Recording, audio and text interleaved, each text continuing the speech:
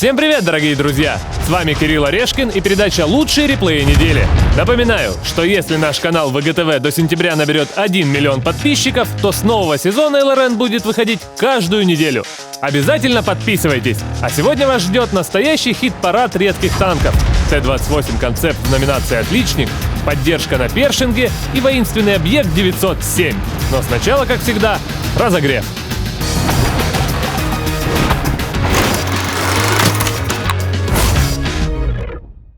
Начнем разогреваться на карте Малиновка. Помните, недавно я назвал КВ-5 сложно пробиваемым? Так вот, я почитал комментарии, увидел, что вам это не понравилось, и решил, что пора бы вас воспитать. КВ-5 встает около коровника и начинает получать. Да не просто получать, а прям-таки отхватывать, только без урона. Враги уже получили нервный срыв. Советский прем не поддается никакому типу снаряда.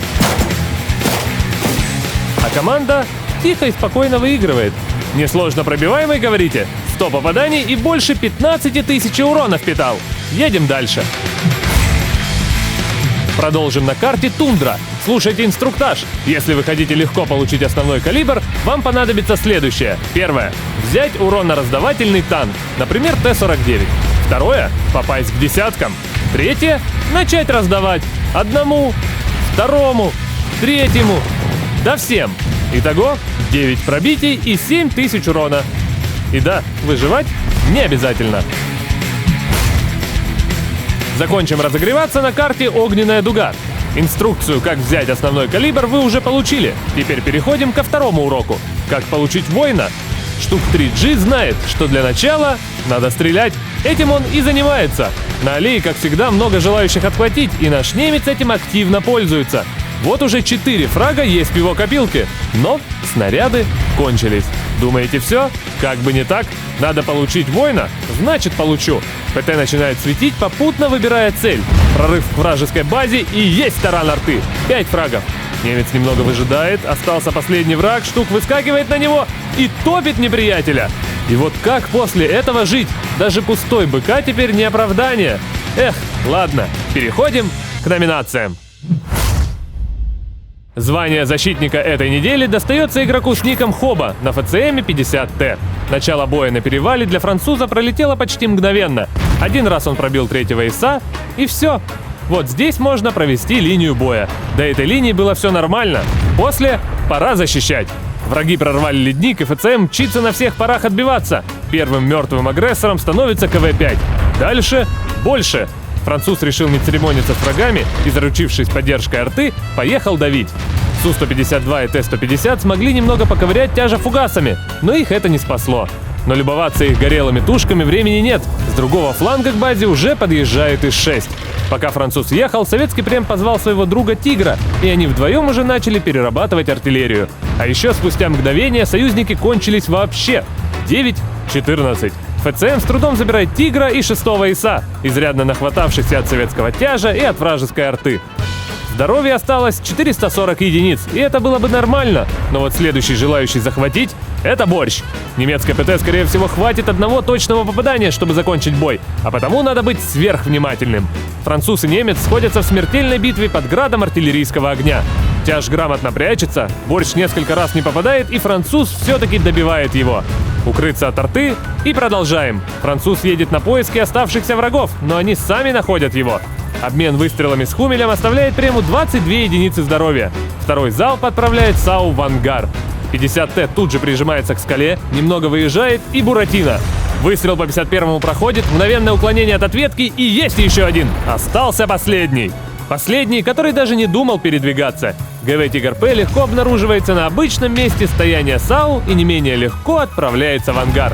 Отличная победа, в основе которой лежит своевременная защита базы и всей близлежащей местности. А потому лучший защитник этой недели. Поздравляем! Кстати, обязательно досмотрите ЛРН до конца. Там вас ждет обучающее видео по этому танку. Сможете нагибать не хуже нашего героя. Отличником этой недели становится игрок с ником Сур-85 на Т-28 концепт. В начале боя на Виндсторме американец видит, как союзный леопард топится. Зрелище забавное, конечно, но кажется, что оно задает тон началу боя. ПТ просто отправляется в центр пострелять, и когда Т-28 убивает первого врага, счет становится уже 3-9. Следующая жертва концепта — Су-100. Но и от этого не легче. Уже 4-12. Так, хватит. Американец решает взять все в свои руки и отлично вытанковывает против КВ-3. Тут же добить КВ-85 и... еще два врага. И сносит 28-му гуслю, а КВ-85 оставляет 70 единиц здоровья. Американец успевает починиться, и тут же 3 снаряда отлетают от его лба. Враги прут веером, во главе которого ИС. Советский тяж стреляет еще раз без урона, и наш герой с помощью союзного АТ-7 забирает его. КВ-85 мечтает разобраться с ПТ, но тоже не пробивает. Это было его последним неудачным действием в бою. Счет 11-13. Т-28 концепт бросается в погоню за Т-34-85. Враг поджидает, стреляет и опять рикошет. Броня решает. 8-й фраг. Соперники совсем отчаялись победить и разберелись по всей карте. А это значит, что Т-150 никто не может прикрыть. 2 ПТ легко разбирают его. Оба наших героя двигают в город. Су-85 в засвете, и это легкий фраг. Последний враг где-то в городе, а Т-7 его обнаруживает, Т-28 мчится на помощь, и есть победа. 11 фрагов набил наш бравый американец, и почти 6000 урона впитала его броня. Вот так можно нагибать и не на попсовых танках. Отличник недели. Поздравляем! Братья по оружию на этой неделе — Союз 2 Як-Пантеры и Т-32. Дуэт попал в такую ситуацию, где даже нервы толщиной со струну контрабаса не выдержат, а они выдержали. Все началось на карте Хайвей. Тяжи обеих команд поехали мериться тяжестью в городе, а наш взвод в компании союзников полегче поехал гулять по холмам. И еще не успели ДТ до первых домов добраться, как вся северная часть карты оказалась под уверенным присмотром наших героев. Благодаря успеху на этом направлении даже казалось, что положение команд вполне равное. Но скрытая угроза уже зрела на перекрестках и переулках американской глубинки. Группа тяжей почти в сухую слила город, и на базу огромной колонной двинулась целая плеяда противников. Як-Пантера и Т-32, как 2 джедая, пошли навстречу огромному нашествию. А вот союзный Е-25 посчитал затею бесполезной и поехал брать базу. Думал успеть. Но индюк тоже думал, да в суп попал. Там же оказался и смельчак Е-25. Вместе с ним слились и все оставшиеся защитники, последним из которых был АТ-7. Взвод остался один против целой бронированной армады, которая уже потирала руки в ожидании легкой победы. И тут хладнокровие водителя Як-Пантеры заставляет задуматься, есть ли вообще эмоции у этого человека. На него полкоманды едет, а он не спеша вытаптывает дома вокруг базы. Так, чтобы стрелять не мешали. И тут началось. Первыми под огонь выехали 2 Т-34. Уже любой запаникует, а дуэт работает как механические мишки с молотками. Один бьет, другой заносит. Стреляют и откатываются, но врагов все больше и больше. Вот еще Т-150 и КВ-85 подошли. Не успел взвод их до конца разобрать, а с другой стороны уже появился ВЗ-111. Чтобы не выходить на него в одиночку, разогнавшаяся с горки Як-Пантера потолкнула Т-32 вперед. ВЗ, кажется, понял, что быстрая победа не удалась, и осторожно запятился назад. Но не помогло. Получил сразу от обоих. Прочности у него теперь на 1 чих. И Як-Пантера даже дожидаться не стала, пока он развалится, и поехала обратно, оставив недобитого напарнику. Яга подъехала чуть ближе к базе, и снаряды снова засвистели над башней. Оставленный чуть ранее Т-150 уже встал на захват. Пара выстрелов Як-Пантеры, и становится окончательно понятно — план у противников не удался. И только КВ-2 еще пытается что-то придумать и заехать во фланг. Но и его сразу останавливают. Взвод словно и не чувствует, что только что остановил целую танковую дивизию и вытащил весь в бой. Танки также хладнокровно выкатываются и стреляют по очереди, кто бы перед ними ни стоял — 6 тяжей или 1 недобитый Т-26Е4. И только когда остался последний противник, Як-Пантера разрешила себе проявить эмоции. Заметив у подножья холма еле дышащего ИСа, она разогналась и, уже не боясь урона, понеслась на таран. Удар и победа! Невероятное хладнокровие и прекрасная командная работа. Поздравляем братьев по оружию! Звание поддержки этой недели уходит игроку с ником Стендлок на Першинге. Да-да-да, на Першинге. Простом, не супер. Давненько я не видел этот танк. А начались его приключения на карте Топь. В начале боя американец отправляется на горку, откуда очень даже неплохо работает по врагам в центре. Не видя встречного сопротивления, Перш продвигается еще дальше, на балкон, и уже отсюда продолжает обстрел неприятелей, ровно до того момента, пока не выхватывает почти наполовину здоровья. Но, благо, соперники все очень быстро забывают, а потому Першинг делает всеми нами любимый маневр, пропадает из-за света и вылезает оттуда еще раз. Лампочка сработала, но трусливые фрагов не набивают. Есть КВ-4. Еще немного постреляв, американский СТ устремляется на другой фланг. И нет, не потому что тут врагов ему мало. Это необходимость. Першинг встает на пригорке вблизи базы и начинает свой обстрел. Сначала лопается ИС, затем немного пострелять в АТ-15, а на десерт поджечь Тайпа-61. Отлично! Хотя стойте-ка, какое отлично? Счет 9-12 и враги уже прут с другой стороны. Т-43 вряд ли сдержит их, и поэтому Перш командует ему отступить, а сам выдвигается на ВЗ-120. За спиной китайца стоит ИСУ-152, но советская ПТ явно переоценила возможности своего союзника. Першинг несколькими выстрелами отгоняет ВЗ подальше и легко забирает ИСУ. Рефлекторное желание броситься в погоню за врагом прерывается здравым смыслом. Наш герой уже знает, где будет недруг. Вот только он тут не один. Попасть под фугасницу Т-49 будет не очень приятно. Наш американец аккуратно использует рельеф и сконцентрировал все свое внимание на китайском СТ. Тот забирает последнего союзника, перестрелка с недругом и есть! Забрал! Тут же Т-49 выскакивает и мажет. Есть возможность дать по ЛТ пару залпов и отправить его на покой. Но тут же еще один враг. А Т-15.